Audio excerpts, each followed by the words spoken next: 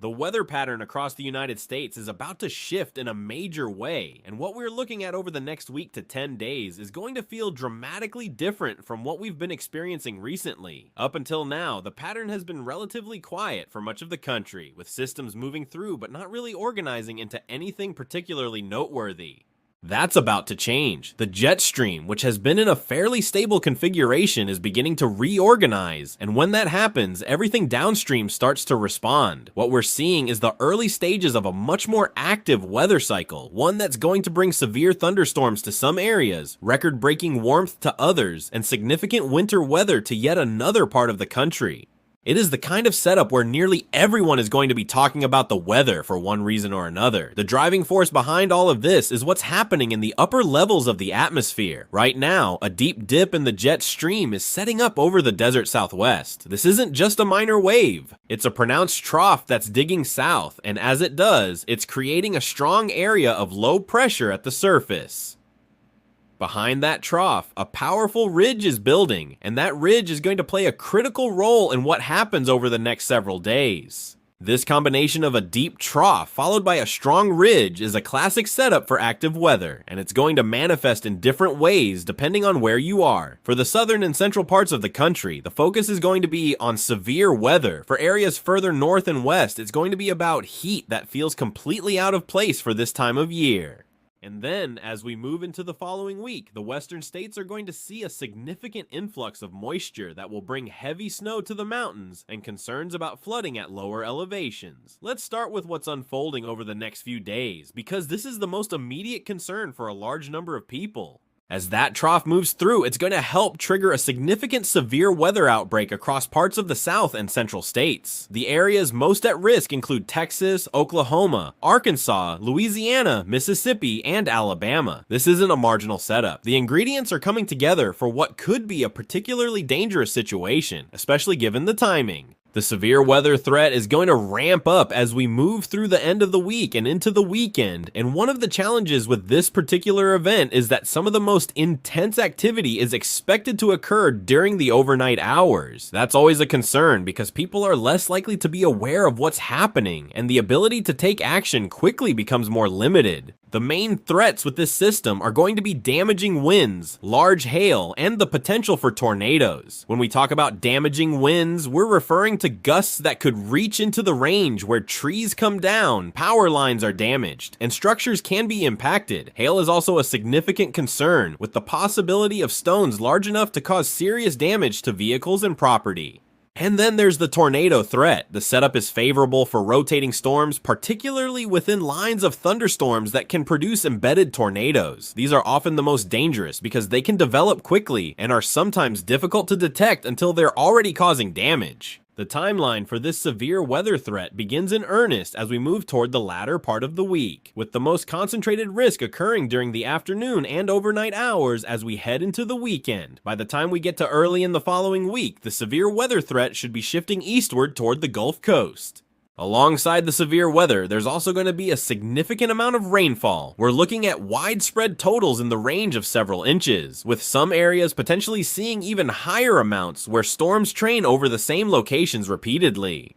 The heaviest rain is expected to fall across the Mississippi Valley, and when you start talking about rainfall in that range, particularly over a relatively short period of time, flooding becomes a real concern. Streams and rivers that are already running high from previous rainfall could rise quickly, and areas that are prone to flash flooding will need to be particularly cautious. This is one of those situations where the rain alone, even without the severe weather component, would be enough to create problems in certain areas. While all of this is happening across the southern tier of the country, something completely different is unfolding further north. The ridge that's building behind the trough is going to usher in a surge of unseasonably warm air, and we're not talking about just a few degrees above average. In some areas, particularly across the Central Plains and into the upper Midwest, temperatures are going to soar to levels that feel more appropriate for a completely different time of year.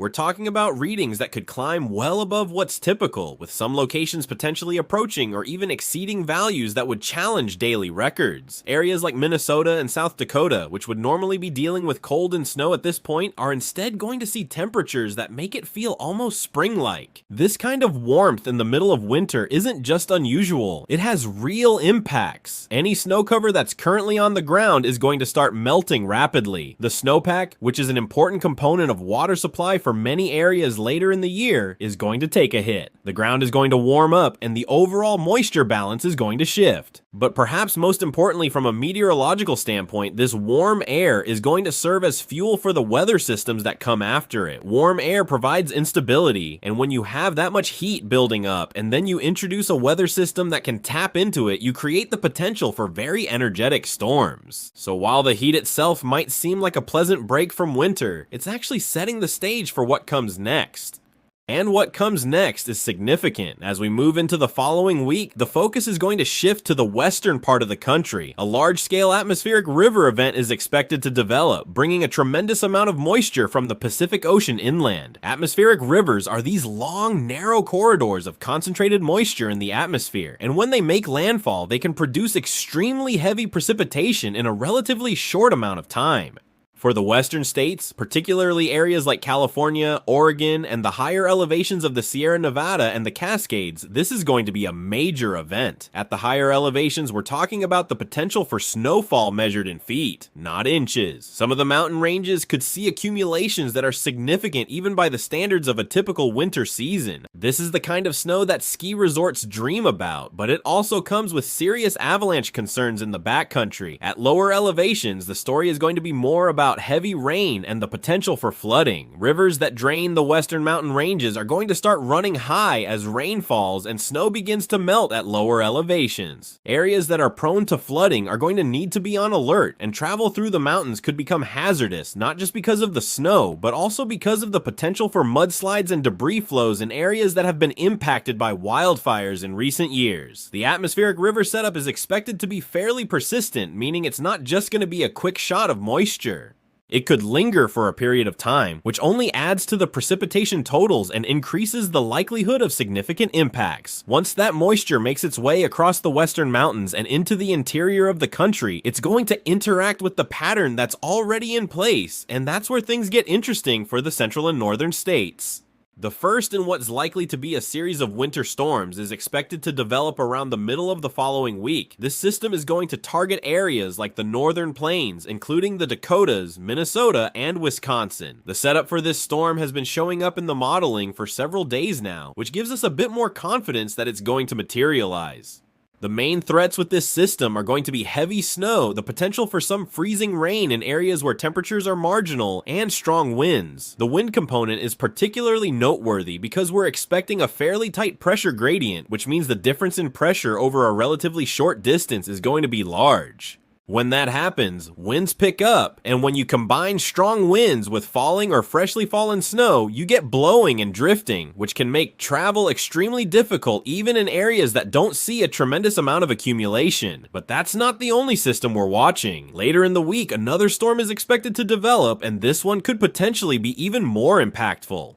The details are still coming into focus, but what we are seeing in the modeling suggests that a low-pressure system could form somewhere in the vicinity of the Central Plains and then track northeastward. If that happens, it would bring winter weather to areas like Iowa, the Great Lakes, western New York, and potentially parts of the Northeast. The intensity of this system is also notable. We're looking at the potential for a fairly deep low-pressure center, which would mean not just heavy snow, but also the likelihood of strong winds and all the associated impacts that come with that. The confidence in the specifics of this second system is lower than the first one, simply because it's further out in time and hasn't been as consistent in the modeling, but it's definitely something that's worth paying attention to, especially for those in the potential impact zone. One of the things that stands out about both of these systems is the wind component. When you have tight pressure gradients, you get strong winds, and when you add snow into the mix, visibility drops dramatically. Blowing snow can reduce visibility to near zero in a very short amount of time, and that makes travel extremely dangerous. In some cases, the wind and blowing snow can be more of a hazard than the actual amount of snow that falls. It's the kind of situation where even if you don't see a huge accumulation total, The conditions can still be very hazardous simply because you can't see where you're going and the wind is strong enough to create drifts that can strand vehicles or make roads impassable. The overall message here is that the weather pattern is transitioning from a relatively quiet phase to a much more active one. The jet stream configuration that's developing is going to support multiple rounds of impactful weather across different parts of the country.